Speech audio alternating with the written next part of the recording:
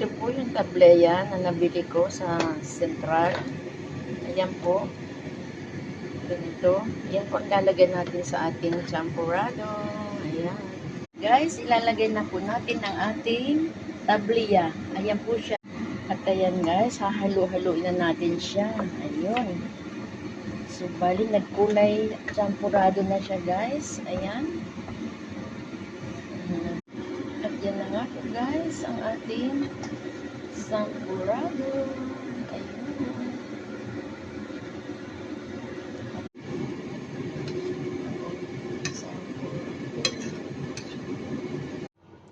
Ayan po ang ating finished product ng champurrado.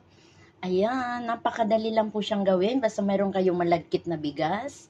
At saka tableya, kahit na ano pong tableya from Batangas or Davao.